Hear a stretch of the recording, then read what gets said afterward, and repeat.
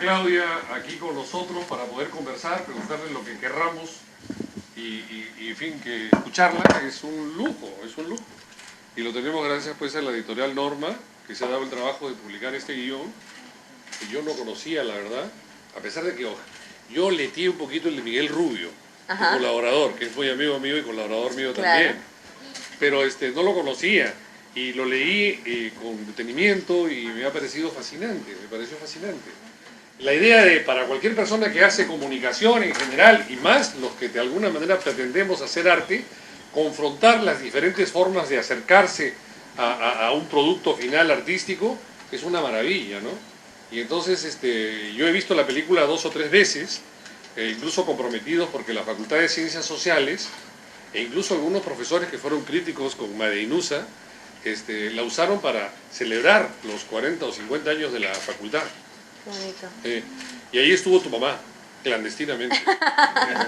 Y entonces yo he visto la película, me ha gustado mucho y he disfrutado leyendo el guión. ¿Por qué? Porque el guión es un instrumento que algunos cineastas casi no usan y otros usan mucho. Eso depende de cada uno, tú nos dirás eso. Yo creo que esa es mi primera pregunta. ¿Hasta dónde es importante el guión? ¿Hasta dónde te sirve en concreto, más allá de pensar la película, al hacer la película? ¿Y de qué manera te parece importante publicar este guión que está aquí? Bueno, muchísimas gracias, Lucho. Bueno, a todo el equipo de Editorial Norma que ha hecho esto posible. Realmente incluso me ayudó a cumplir un sueño que era que el material del libro sea como, no tenga como una textura como orgánica, ¿no? Como que apetezca tocarlo, ¿no? Y que esté un poco, ¿no? Con el concepto de la película, ¿no? Que envuelva ya de por sí el concepto de la película. Así que les agradezco mucho por toda esta, por parir esto, ¿no? Que es una maravilla. Y por supuesto a la universidad y a todos ustedes y a la bienvenida tan linda que me han dado, de verdad que amo las universidades, o sea, es un lugar donde me siento, justo lo venía diciendo, en plan, ¿no? Disfruten mucho este momento. Así que eso es lo único que puedo decir. Del guión,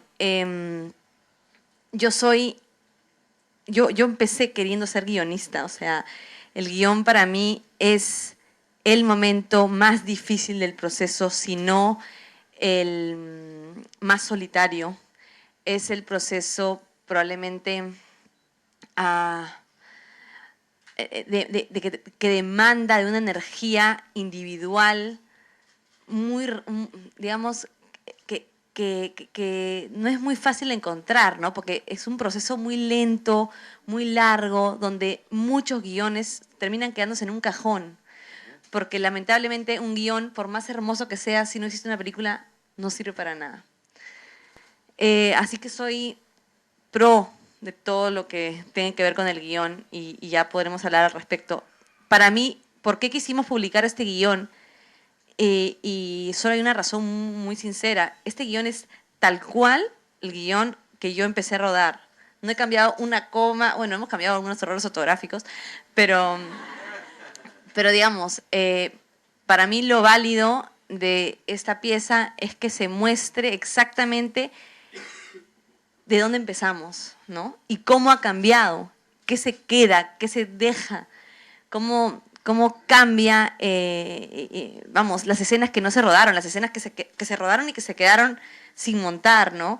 Para que realmente el alumno, que para nosotros con Editorial Norma era el principal público objetivo que podía tener un libro como este, se dé cuenta de ese proceso, ¿no? Y pueda ir y venir y descubrir cosas por sí mismo, ¿no?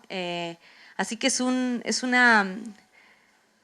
desvestirnos, ¿no? En el proceso, creo que es lo más importante de este libro. Al leer el texto uno trata de recordar lo que vio. En algunos casos, déjame decirte, la superación del guión por la imagen y por la espectacularidad, ¿no? Es formidable, pero en otros casos el logos, el ordenamiento literario es muy importante, ¿no? Y te incentiva, te provoca mucho. A mí me ha dado mucho, bueno, para empezar, termina la película con una dedicatoria que dice: para los que temen, porque ellos cargan la esperanza. Entonces yo estuve a punto de soltar una lágrima ahí, ¿no? Porque efectivamente el miedo es algo que todo el mundo tiene, todos tenemos miedo. Los que dicen que son muy valientes, no tienen miedo. Es mentira, todos tenemos algún tipo de miedo, ¿no? E incluso hay un excelente trabajo que está aquí en venta en un seminario sobre el miedo en el Perú, que es una cosa importantísima, ¿no? Y entonces, yo decía, hay un concepto detrás, un compromiso detrás con lo que vivió el Perú, ¿no? Yo quisiera empezar por ahí. O sea, ¿cuál es tu compromiso con el Perú? Bueno, el compromiso es una de las palabras para mí más importantes que puede tener un cineasta, en todo el sentido de la palabra. El compromiso es con el tema, por supuesto, yo tengo como persona, como individuo, tengo un compromiso con mi cultura, con mi país, con mi sociedad, con el entorno y coyunturas que me tocaron vivir. Tengo un compromiso con el trabajo que hago, ¿no? Es el sentido de alguna manera de mi vida. No como madre, no como individuo, sino de mi vida profesional, ¿no? Entonces, para mí, yo siempre empiezo mis seminarios o cualquier cosa que voy a hablarles a un alumno con la palabra del compromiso, ¿no? Porque no existe un proyecto que tú, como cineasta, o incluso peor aún como guionista, que puedas terminar si no tienes el compromiso tatuado en la espalda, ¿no? Entonces, vamos, a partir de ahí, cada uno tiene el compromiso con la realidad y el punto de vista que le toca vivir. Creo que la subjetividad de ese compromiso también es válida, ¿no? Por eso, lo complejo de un tema que es tan nuestro y al mismo tiempo que tiene tantas aristas, ¿no? Que tiene tantos puntos de vista, que tiene una dificultad no solo de llevarlo a cabo a nivel artístico, sino per se, ¿no? Entonces, ¿cómo tú te enfrentas a algo así, ¿no? Sabiendo de por sí que tienes una mirada absolutamente parcializada, ¿no? Y que es muy difícil salirte de ella, ¿no? Entonces, a partir de ahí, el compromiso es finalmente comprometerte con una historia, con un personaje y darle las herramientas a ese personaje para que se defienda durante ese proceso y para que sea veraz consigo mismo y para que sea veraz con su entorno, ¿no? Y realmente ser un constante cuestionador de ese personaje, de ese entorno y de ese conflicto que va a ser lo que de alguna manera lo va a impulsar a seguir adelante, ¿no? ¿Qué es la realidad, no? Ya podemos empezar, o sea, un guión intenta contar una realidad. ¿Cuál es la realidad? ¿Tu realidad, mi realidad, la realidad de la víctima de un lado, de la víctima del otro lado? O sea, no existe una realidad más que desde la que se cuenta desde un punto de vista y a la hora que ya se proyecta y se interpreta por otro se convierte en otra realidad. Con lo cual tienes que jugar con eso, ¿no? Y tienes un compromiso aún más complejo que es el espectador, que es el público al que te diriges. Saber que cada película tiene un público y hay que tener muy claro a quién te diriges antes de empezar a escribir una historia. Es curioso porque hay un compromiso. ¿Cuál es la realidad? ¿Cuál es la realidad? Y hay una característica de tus películas, es que tú presentas, hablas, te refieres a la realidad, pero tu realidad es una realidad de ficción. Tú haces cine. Tú no eres una historiadora, no eres alguien que quieras describir la realidad como es, sino como tú la ves, ¿no? Hay un salto a la imagen sonora, al color, etc. Y entonces, claro, si tú tienes vivencias y conceptos definidos es mejor, ¿verdad? Pero ese salto a la ficción, ¿qué provoca ese salto a la ficción? ¿De dónde sacas tú el punto de apoyo para saltar de lo que tú ves alrededor tuyo para saltar a la ficción? Bueno, ahí entra lo personal de cada artista, ¿no? Ese vacío, ¿no? Ese miedo, esa página en blanco. Soy de las que pienso que el vacío puede ser un gran motor, pero hay que estar lo suficientemente atento a ese vacío, y llamo vacío a la falta, a la ausencia, a la necesidad, ¿no? a tu propia urgencia de enfrentarte a algo que no entiendes, que no digieres, que por algo se ha quedado de alguna manera atragantado. Entonces soy muy estricta con los temas que finalmente van a ser los que escoja. ¿A qué me refiero con eso? Cuando uno decide ser guionista, es un buscador de historias, ¿no? Es un buscador, digamos, de oportunidades, ¿no? De insights, de vida, ¿no? Pero no todas esas oportunidades tienen la capacidad de ser transformadas o ser luego mostradas en forma de película, ¿no? En forma de un guión de cine. Y no todas aquellas que tienen sí esa capacidad de transformarse en un guión de cine te van a importar lo suficiente como para que aguantes 3 años de venta, de lucha, de esfuerzo, de búsqueda, de lucha, ¿no? Entonces,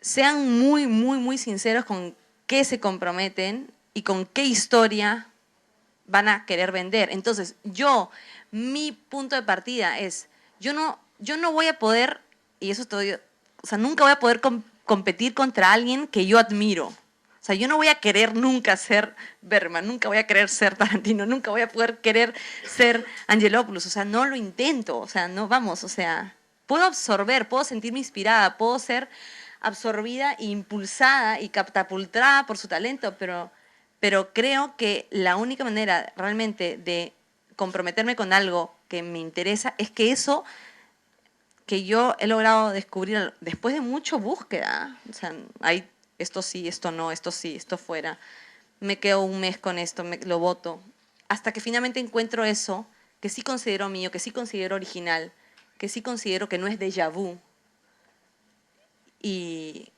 que confío que a pesar de que no tenga ojos y dientes, va a formarse poco a poco esos ojos y esos dientes. Pero que hay algo, una carne, un latir que ya te inspira para seguir, ¿no? Has mencionado a 3 importantes cineastas. Por decir, ¿no? No Por a decir más, 3. no a cualquiera, has mencionado a 3. Y es importante tener una afiliación, ¿no? Uno no aparece pues como una cosa así en el aire, uno tiene raíces, uno tiene filiaciones, tiene fobias también, ¿no? ¿Cuáles son tus filias artísticas? ¿Qué te gusta, qué te interesa, de dónde te nutres? Yo he ido mutando mucho en el transcurso de mi desarrollo, ¿no? De una manera muy intuitiva me obsesioné por Buñuel. Y está, ¿no? Se nota. Está, o sea, no vamos a engañarnos, pero me obsesioné durante, digamos, en la etapa más temprana, ¿no? Y ya con Buñuel empiezas a descubrir, pues, ¿no? A los aledaños, ¿no? Luego tuve otra gran obsesión que fue el cine oriental. Y fue la catapulta a Madinusa. Yo no encontraba influencias, y eso es personal, no me tomen por favor como nunca como algo que hay que seguir, ¿no? Yo no encontraba influencias que me nutran a nivel cine, ¿no? Internacional en lo referente a lo andino. O sea, necesitaba algo que de alguna manera lo que yo me sienta que pueda remitirme. Y el cine oriental me dio eso, ¿no? Siento ese latido hermanado, siento ese sentir, esa pulsión parecida a lo nuestro, ¿no? Y fue un gran soporte para mí cuando me enfrenté a Madinusa. Y ya en esta última etapa ha aparecido pues personajes que sí que se convierten más que en personas al que reveo por una cuestión de gusto personal, sino por una cuestión de que me interesan para esta película específicamente, ¿no? Belatar en esta película me ha servido muchísimo, me ha impulsado muchísimo. Jane Campion me ha, en su primera etapa, ¿no? Entonces sí busco mucho un referente que me ayude en ese proyecto específico, ¿no? Porque te has ido muy lejos para regresar a lo tuyo, ¿no es cierto? y regresar de una manera pues no descriptiva, sino regresar de una manera desafiante. Ahora tú has tenido críticas por esta visión tuya, ¿no? Tú no te has dado el trabajo nunca de defenderte, lo cual me parece admirable. Me parece admirable. Pero me gustaría preguntarte, ¿cómo reaccionas tú frente a la crítica en la manera de ver al Perú? Me gusta un espectador alerta. Me gusta un espectador consciente de lo que ve. Me gusta saber que tengo a un público que por alguna razón va a crear un efecto, ya sea de entrega o ya sea de cuestionamiento o ya sea de qué está ocurriendo aquí, ¿no? Porque en ese estado es donde la película ingresa. Para bien o para mal. Pero ingresa. Y ese es el trabajo que de alguna manera a uno le interesa como directora, como cineasta, ¿no? Entonces, soy consciente de que en algunas ocasiones, en momentos específicos de una película, de un rodaje, ya sea por tema, ya sea por secuencia, ya sea por personaje, utilizo esos elementos dramáticamente como para generar ese efecto. Entonces, eso me sirve para un discurso, para un análisis, para una reflexión, etc., etc., que ya viene envuelta en la tesis, por decirlo de algún modo, ¿no? Cuando termino ese proceso, cuando se acaba de rodaje, cuando logro ver que eso ocurre, ya no me preocupa, o sea, claro que me preocupa y lo escucho, pero ya no me siento afectada por la interpretación, porque creo que ese es el arte. O sea, al final la vida es la libre interpretación de las cosas, y si creemos que nos van a interpretar todos por igual, estamos muy equivocados, ¿no? Y esa es la magia y esa es la maravilla del cine y la maravilla de la literatura y la maravilla de la vida, ¿no? Entonces, si no soy respetuosa con eso, mejor me dedico a otra cosa, ¿no? Yo creo que indiferencia frente a tu cine es imposible. Puedes tener muchos seguidores, como de hecho los tienes, y tienes también detractores, algunos pocos críticos y algunos muy ácidos, ¿no? Y yo te quiero preguntar sobre qué piensas tú de otros creadores. Por ejemplo, uno que tiene importancia en lo que significa ver el mundo andino, que es José María Arguedas. ¿Cuál es tu impresión de Arguedas y cómo te defines frente a su obra? Bueno, por supuesto para mí es un referente clave, ¿no? En el que me he sentido muy resguardada muchas veces, a pesar de las infinitas distancias, ¿no? Cómo muestra la sexualidad siempre como ultraje, ¿no? Que de alguna manera se muestra así en Madinusa, ¿no? Y que continúa en La teta asustada, salvo con este personaje de Noé que sí introduce, ¿no?, la posibilidad de lo que, bromeando o sin bromear, podemos decir un coito feliz, ¿no? ¿Es posible esta unión de oposiciones sin imposición? ¿No? ¿Somos capaces de lograr una comunión, ¿no?, entre opuestos, llámese no solo de género, sino culturales, ¿no? Vamos, de bagaje, de historia, de lengua, ¿no? Sin imponernos, ¿no?, y machacarnos, sino aceptándonos. Y esa es la gran pregunta que esconde La teta asustada, ¿no? Y que destroza maravillosamente el anclaje de Arguedas, ¿no?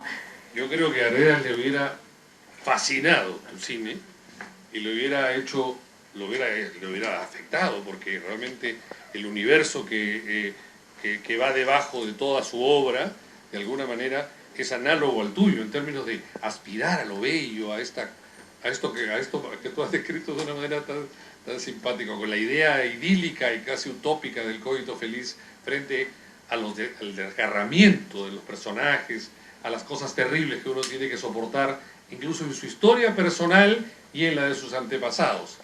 Existe entonces una vocación utópica también en tu cine. ¿Cómo la definirías?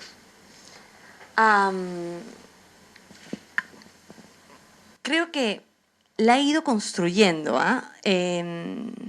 Soy una persona de por sí positiva, pero que encuentra en su lenguaje interno, en su asidero del papel en blanco, ¿no?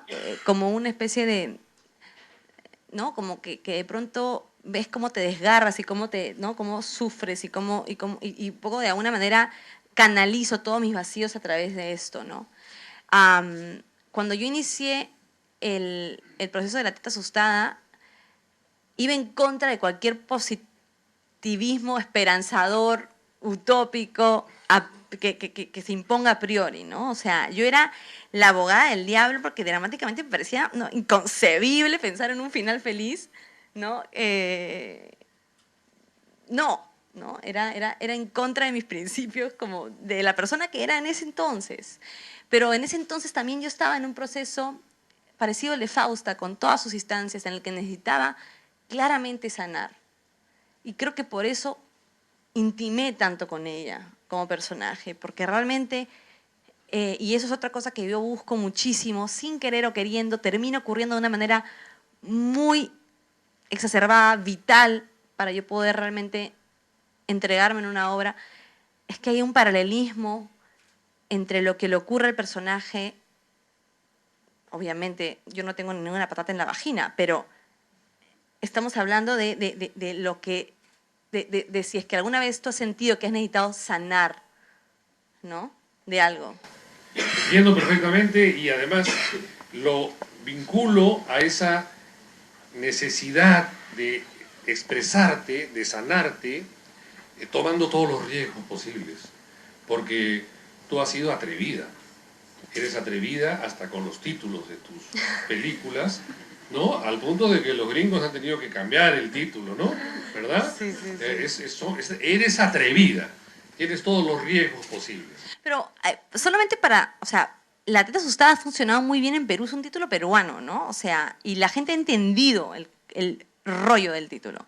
Cosa que no ocurre en otras culturas. En España el título, que yo defendí, fue contraproducente, a pesar de que llevó mucha gente al cine por el hecho de los premios y etc., pero era una barrera, ¿no? Y yo ya aprendí, otra cosa que hay que aprender a escuchar, ¿no? Los errores, o sea, hay que aprender también de eso, ¿no? O sea, el título, sí, hay que ser arriesgado, pero al mismo, hay que ser, no arriesgado, sino hay que ser coherente con lo que uno quiere decir, pero también hay que saber que es una invitación para que el público entre. Y esa invitación tiene que ser coherente al público al que se dirige, ¿no? Yo quiero comparar esa capacidad de riesgo y tu aprendizaje en el manejo del riesgo con otro factor que es fundamental en tu cine, que es la inmensa ternura, ¿no? Para volver a Arguedas, ¿no? Él dice, dedica a su obra a los habitantes de Viseca, al Ayu, donde me empezaron a que germinara en mí esta inmensa ternura en la que vivo. Y la ternura es una característica en tu película y en el guión se mantiene pero a rajatabla, ¿no? En cualquier momento que tú leas el guión con un poquito de cuidado, y claro, esto aparece potenciado enormemente gracias pues a las bondades de la imagen, del sonido, que es muy importante, de la música, del color también usado, etcétera, ¿no? ¿Qué papel le das a la ternura en tu obra? Bueno, qué bonito que lo señales, porque realmente es algo o sea, que ya viene pues con quien eres, ¿no? Y ahí está cada uno, ¿no? Cada autor. Mucha gente me lo señalaba, yo decía, ternura, sí, pero es que no sé, o sea, yo sí sabía una cosa, que para mí la delicadeza, el cuidado, el respeto, el amor que uno deposita, que tiene que ser tierno para poder realmente darlo ¿no? y que sea recepcionado, es indispensable para poder llevar a cabo un proyecto, ¿no? Entonces, en ese amor por el tema, por el personaje, porque no lo malinterpreten, porque no lo cuestionen, porque, ¿no? Ese amor, ese cuidado, ¿no? Probablemente muy maternal, probablemente muy femenino, o no, yo no considero que la ternura para nada sea exclusiva, todo lo contrario. Muchas veces la mujer se reprime ese lado, pero vamos, que sí, ¿no? Que yo creo que parte de ese amor por lo que haces, por ese amor por tus personajes y por el tema que estás tratando, ¿no? Curioso porque eso va de la mano, ¿no? La ternura corre paralela a lo que significa la defensa, ¿no? El manejo del temor, del miedo, paralelo a lo que es la prevención, a lo que es el amor, las formas diferentes del amor. Sobre eso podríamos hablar horas. No voy a abusar del enorme privilegio de hablar directamente con Claudia y voy a dejar tiempo para las preguntas. Y a mí me han dicho los organizadores que esto debe durar 1 hora, ¿verdad? A la 1 cerramos. Pero yo quiero, tocar 2 temas finales. Tú eres lo que diría ahora está de moda, tú eres una emprendedora. ¿Ah? ¿Verdad? Tú eres una emprendedora, hay programas en la televisión, miles, ¿no? Haz tu propio negocio, tú puedes, etcétera, ¿no? Eso es bien importante, y de una vez te adelanto la siguiente pregunta. Tú eres una universitaria, y es más, hablas como universitaria. No sé si es bueno o malo. No. Eso aquí especialmente es muy bueno. ¿Ah? Tiene obviamente sus limitaciones. Tú eres una emprendedora, eres una profesional, pero eres una universitaria. No dejas de lado el mundo académico, y de hecho quien te escuche en esta conversación notará que tú no eres una simple hacedora de películas. O sea, tienes un lado artesanal, profesional, muy respetable, pero recurriendo siempre al pensamiento, a los conceptos, incluso al vínculo ya no solamente formal, sino conceptual, ¿verdad? Entonces, háblanos pues sobre tu condición de empresaria, primero de emprendedora, y a tu condición universitaria, a tu condición, a tu vocación. Bueno, el riesgo es algo al que uno se tiene obligadamente que ir acostumbrando, poco a poco, ¿no? Creo que uno no puede nunca tomar un riesgo cuando nunca ha tomado pequeños riesgos, ¿no? Entonces, es como de pronto le pides a alguien que nunca tome agua, que se tome 20 vasos de agua al día, o sea, es a explotar. Entonces creo que en mi caso, como se fueron dando las cosas en mi vida, siempre, claro, apostando pequeño, ¿no? Este salto, ¿no? Cuando estaba ya asentada como creativa en una agencia, tenía un sueldo estable, tenía una posición maravillosa, estaba creciendo, yo ese sentimiento de decir, todo muy bien, pero algo anda mal, ¿no? Y qué hago al respecto, y cómo lo enfrento y cómo lo encajo, ¿no? De pronto puede parecer insignificante ahora, pero en su día fue tremendo, ¿no? Y salte de tu país a los 20 años y consíguete los recursos para estudiar fuera, ¿no? Consíguete los recursos para trabajar. Entonces aprende a vivir en una cultura distinta, aprende a terminar un guión cuando parece que el resto de todo el máster solamente puede empezar a escribirlo y ya se mete en un trabajo y ya se envuelve en él y se olvida de ese compromiso que tenía de escribir su historia, que era maravillosa además. ¿Me dejo entender? O sea, esos pequeños riesgos son los que yo aliento siempre a hacer, ¿no? Porque realmente, si no, no va a llegar al que tú quieres que llegue, ¿no? Tu condición de artista no está reñida con tu condición de trabajadora. La idea de ganarse la vida que yo veo en tu biografía, a lo largo de los años has trabajado en publicidad y televisión para empresas peruanas y extranjeras. O sea, tú has chambeado. Sí, bueno, es que yo creo que es imposible dedicarte a esto si no chambeas o dedicarte a nada con pasión, ¿no? Definitivamente, hoy por hoy, puedo decir que me dedico al cine y que mis ingresos vienen del cine, pero vienen del cine en muchos aspectos. No viene del cine en nivel taquilla, viene del cine porque enseño, porque hago conferencias, porque escribo guiones para gente que me lo pide, porque no sé qué, porque, ¿sabes? O sea, no, acá no me han pagado. En Perú no como. Pero podría ser, ¿eh? Yo quiero formalizar la invitación con todos ustedes de testigo a Claudia para que venga a enseñar a nuestra universidad. ¿De verdad? Me lo tomo en serio, ¿ah? Tómatelo en serio, tómatelo en serio. Bueno, entonces, has chambeado. O sea, pero... a lo que voy es que al final del camino, este trabajo va asociado a quién te rodeas, uno, para mí es clave, no solo como cineasta, sino como persona, rodéense de la mejor calidad de gente que puedan rodearse, porque este guión que ven aquí fue leído por personas maravillosas como Susana Torres, como Patricia Bueno, como Miguel Rubio, como gente que me supo poner a disposición, ¿no? Conocimientos que solo le pertenecen a ellos por bagaje, por historia, por curro personal, por chamba personal, que necesité y hoy valoro y cuido muchísimo, ¿no? Entonces, rodéense, estudien. O sea, sí, yo tengo muchos huecos, muchos vacíos aún. Una de las cosas que decidí ahora, después de estar sentada con Odiar y con Haneke, es que me tengo que meter a estudiar filosofía y me voy a meter a estudiar la carrera entera. Me dejo entender, o sea, mejorémonos, ¿no? Entonces, claro, no hay cineasta sin ese bagaje, ¿no? Por supuesto, sí, puedes dirigir alguna vez algo de otra persona y requerir menos de eso a la hora de escribir o de manipular un guión, pero a la hora de dirigir un actor es indispensable, ¿no? ¿Qué sabes de psicoanálisis? ¿Qué sabes qué sabes hasta de las teorías del yoga? Es importantísimo para poder dirigir un actor, ¿no?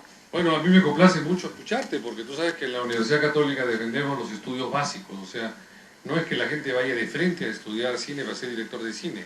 Tiene uno que estudiar filosofía, literatura, ¿no es cierto? Uno tiene que formarse, mientras más completo seas como ser humano, pues mejor, ¿verdad? Y eso me motiva a que volvamos al asunto de tu condición de universitaria, ¿no?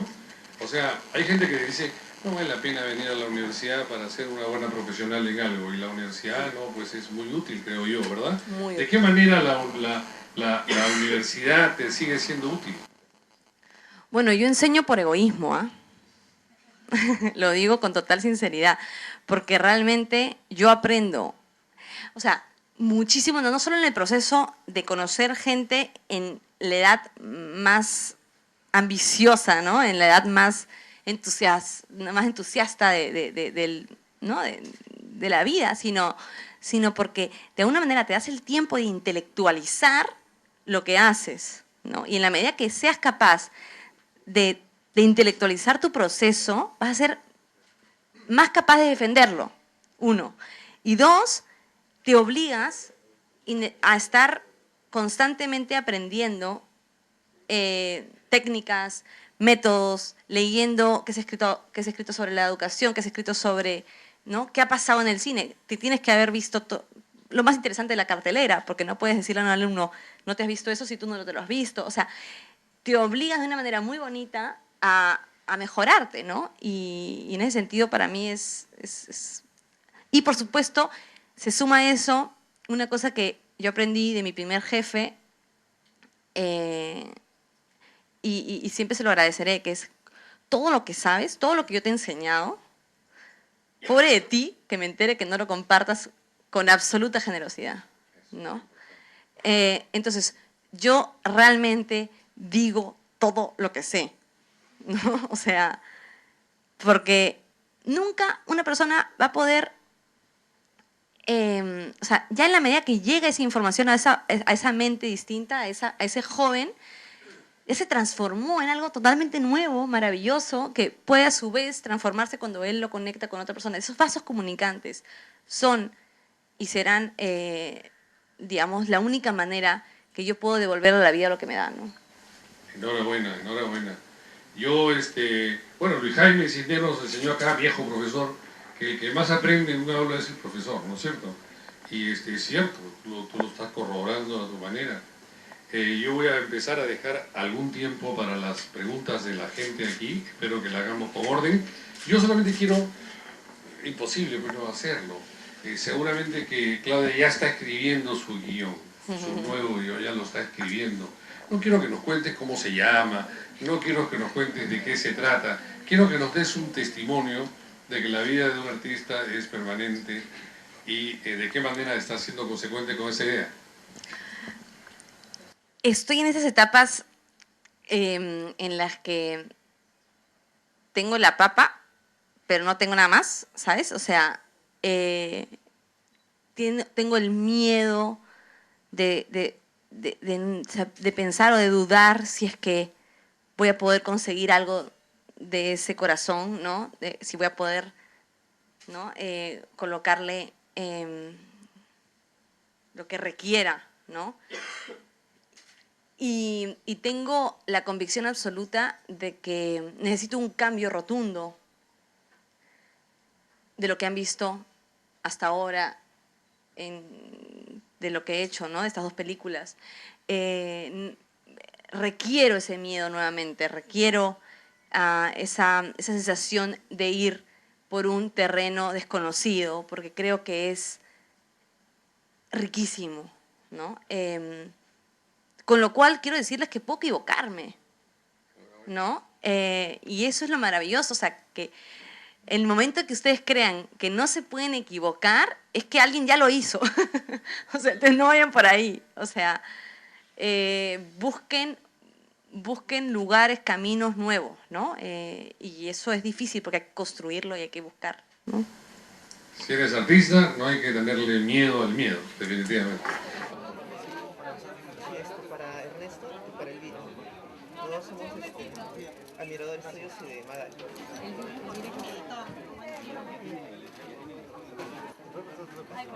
Ahí se ve abajo. Para Luis Carlos. ¿Cómo hago cara? ¿Cambié? Explícame otra vez.